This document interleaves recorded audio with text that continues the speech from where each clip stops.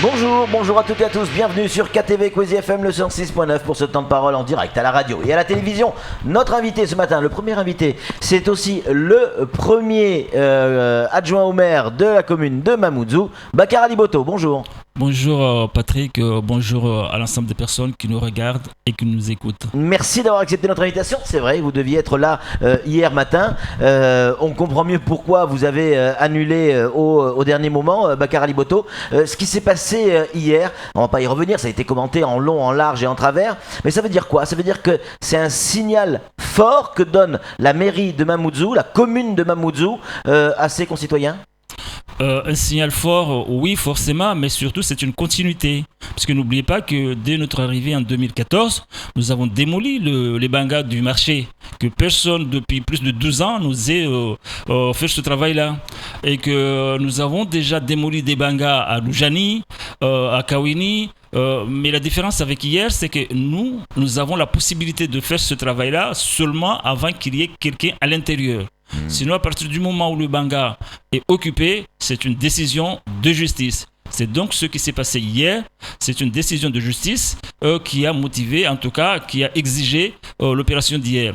Mais n'oubliez pas non plus qu'il y a 2 semaines, nos agents sont partis démolir les bangas en question, les nouveaux bangas, et que nos engins ont été complètement incendiés et que sur le même site. Tanafout 2 sur les hauteurs. Voilà, Tanafout 2. Ouais. Et que nous avions dit déjà le jour même que jamais nous reculerons devant des personnes en situation irrégulière et surtout qui s'attaquent à nos administrés, à nos engins, enfin, qui s'affrontent à la mairie. Donc je pense que hier c'était nécessaire que la mairie soit représentée dans cette opération puisque nous sommes dans la commune de Mamoudzou et surtout c'est que les méfaits commis par les gens qui habitent là-haut concernent surtout l'ensemble des villes de Mamoudzou et donc l'ensemble de nos administrés. Ça veut dire quoi, Bakar Ali Boto, qu'il va y avoir d'autres opérations qui vont se mettre en place et si oui, lesquelles? En tout cas, nous l'espérons énormément et nous sommes très demandeurs. Mais à ce niveau-là, pour la mairie, nous avons la possibilité de prendre des initiatives uniquement sur les bangas qui ne sont pas encore habités, qui sont en construction. Et ça, c'est une opération qui va continuer tant que ce sera nécessaire. Par contre, pour la partie concernant les décisions de justice, c'est pas à la mairie de déclencher les opérations, c'est plutôt à la justice et par la suite au pouvoir public qui est représenté sur vos par terrains et notamment le la mairie a des terrains, notamment du côté de Doujani. Je sais et on sait tous qu'il y a des plaintes déjà de la mairie qui ont été déposées. Est-ce que vous demandez au préfet d'aller aussi dans l'application de cette décision de justice pour Doujani ou pas? Mais bien sûr, toutes les mesures qui nous permettront de pouvoir nettoyer complètement les sites de la commune, notamment le foncier appartenant à la mairie, nous prendrons les mesures pour ça. Nous saisissons les autorités compétentes pour que ce travail-là soit réalisé, puisqu'il y a une nécessité. N'oubliez pas qu'il y a au moins 2 points conflictuels là-dessus. D'abord, les zones empêchent les aménagements que la commune peut mettre en œuvre. Deuxièmement, c'est que ce sont des foyers de malfaiteurs qui, à partir de ces sites-là, peuvent intervenir malheureusement sur nos villes. Bakar Ali Boto, vous parlez de terrains qui appartiennent à la commune. Or, hier, pour ces destructions, ce terrain appartient à un privé, Chiaboudine, c'est une autorité publique. Pourquoi la mairie intervient sur un terrain qui appartient à Chiaboudine? Je vous ai tout à l'heure rappelé qu'avant l'opération d'hier, la mairie déjà était partie de son propre chef pour aller démolir des bangas dans cette propriété privée de Chiaboudine parce que nous avons le devoir, l'obligation de la salubrité et de la sécurité, entre autres, dans notre commune. D'accord. Nous étions dans notre rôle. Et puis en plus, c'est aussi une façon de soutenir l'action de l'État à ce niveau-là. Donc ça veut dire que si on prend l'exemple de Batrolo, qui est un terrain privé, vous parlez d'insalubrité, on est dans le même cadre que ce qui s'est passé effectivement à Tanafou 2, ça veut dire que la mairie peut très bien demain intervenir dans le cadre de l'insalubrité sur les terres et donc détruire et faire appel aux forces de l'ordre pour détruire les bangas qui sont sur les parcelles de Batrolo. La mairie peut intervenir sur tout son territoire, sans même une décision de justice, quand il s'agit de bangas non habités. Et à cause de notre mission et nos obligations de lutter contre l'insalubrité. Quel que soit le lieu sur notre territoire, là-dessus, il n'y a aucun souci, y compris chez Batrolo, comme vous l'indiquez. Mais c'est vrai, pour les bangas habités, c'est la justice. Et puis en tout cas, nous soutiendrons toutes les opérations qui vont dans le sens de nettoyer et de permettre à la mairie de pouvoir mettre en œuvre ces aménagements dans de bonnes conditions. Puis je rappelle aussi, l'opération d'hier, comme les opérations à venir, ce sont des opérations nécessaires, compte tenu du climat actuel. Oui. Parce que n'oubliez pas que si les Mahorais, dans les villages, se mettent à expulser des personnes étrangères en situation irrégulière, c'est tout simplement parce qu'il y a quelque temps, l'État était défaillant, en tout cas démissionnaire, par rapport à ses missions. Oui. Mais aujourd'hui, comme le nouveau préfet est en train de nous le montrer, si ces opérations, en tout cas, si les actions menées par M. Frédéric Vaux continuent dans le sens que nous connaissons aujourd'hui, il va de soi que les Mahorais ne vont pas remplacer l'État, puisqu'ils ont autre chose à faire que de prendre la place de l'État dans ses compétences. Une question qui revient souvent sur Internet, en tout cas sur nos mails et par SMS. Qui a payé les frais de justice et d'huissier sur l'opération d'hier, puisqu'il s'agissait d'un terrain privé où la mairie est intervenue? Dans la mesure où ce n'est pas la mairie qui payait, oui. Je ne me suis pas posé la question. Il y avait une opération, oui. Une opportunité de rétablir l'état de droit. Donc c'est pas la mairie qui a payé. Non, la mairie n'a pas. Le fond de la question c'était ça. L'huissier, c'est pas la mairie qui l'a payé. D'accord. C'est pas à nous de payer l'huissier pour une affaire privée. Ça c'est clair. Et je me suis pas non plus posé la question. Ce qui était important à ce niveau-là, c'était pas la dépense. Pour moi, pour nous à la mairie, je pense pour les autres élus aussi, c'est surtout l'action. Ouais. Parce que c'est l'action qui compte à ce niveau-là. Vous savez, des fois, compter, c'est pas forcément l'essentiel. Ce qui compte, c'est le résultat, puisque la sécurité de nos administrés, la sécurité de l'ensemble de la population de Mayotte n'a pas de prix. Je vous rappelle, je vous signale en fait que l'opération d'hier, quand on voit l'effectif qui a été déployé sur le terrain, plus de 100 personnes, hein. Oui, plus de 100 personnes, les moyens déployés et le temps passé là-dessus, ça va au-delà de toute considération de dépenses et de ce genre. Les représailles, Bakar Ali Botto, on y pense, on sait déjà que le neveu de Chiaboudine a été agressé hier à coups de chambeau, la tête et le dos, il a été évacué au CHM. Est-ce que ça, vous l'avez aussi anticipé, les représailles qui risquent d'y avoir? Vous savez, tout métier a des risques. Oui. La politique, c'est comme les militaires. Quand on s'engage dans l'armée, on sait qu'un jour, on sera amené à combattre. Et quand vous allez au combat, c'est pas certain que vous retournerez vivant. Et ça, c'est un risque déjà contenu. La politique, c'est pareil. Quand vous engagez dans la politique, vous savez certainement que vous avez des adversaires, voire des ennemis, et qu'à tout moment, vous pouvez subir, en tout cas, vous pouvez supporter les risques plus ou moins importants. Donc vous l'avez anticipé ça? Oui, mais pour moi, c'est pas un problème.